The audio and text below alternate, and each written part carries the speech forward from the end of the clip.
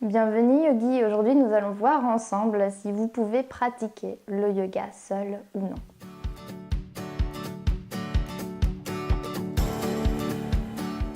Le yoga est une expérience qui est avant tout personnelle.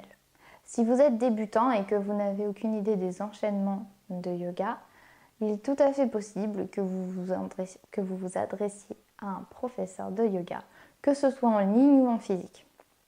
Si vous avez un peu plus l'habitude, vous pouvez toujours vous aider d'un livre, par exemple, ou de photos, en sachant qu'il est quand même mieux d'avoir un flow qui est prédéfini, parce que même si vous connaissez les enchaînements de base, peut-être que vous n'avez pas exactement la notion de comment entrer précisément dans une posture, parce que la façon dont on entre dans une posture est vraiment très importante pour qu'elle soit bien réalisée.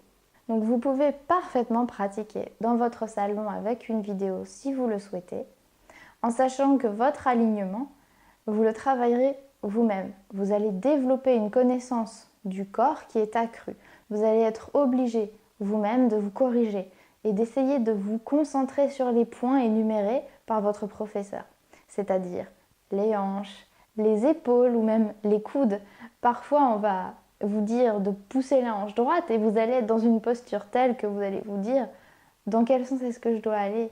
Et toutes ces questions que vous vous posez, finalement, elles sont positives parce que ça veut dire que vous êtes en train de créer de nouvelles connexions.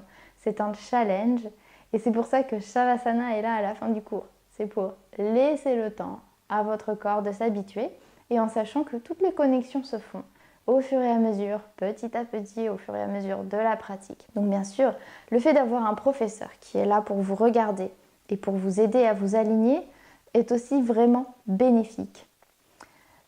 Mais vous pouvez toujours combiner les deux et pratiquer en cours et seul chez vous. Je sais que personnellement, j'avais un esprit très compétitif au départ, quand j'ai commencé le yoga. Tout était pour moi dans la performance. Et le fait d'être dans un cours me rendait vraiment peu assidue, peu concentrée, parce que je voulais m'assurer que j'arrivais à suivre tout ce que les autres faisaient, même quand j'étais complètement débutante. Ce qui, au final, et avec le recul, est assez absurde. Donc j'ai toujours préféré pratiquer chez moi, au calme, avec une vidéo. Et ça a toujours été dans ces moments-là que j'ai vraiment progressé. Et c'est aussi pour ça que j'ai créé YogiLab pour vous. C'est parce que je suis convaincue qu'avec le yoga, on peut progresser dans plein de domaines et je voulais le rendre accessible pour vous.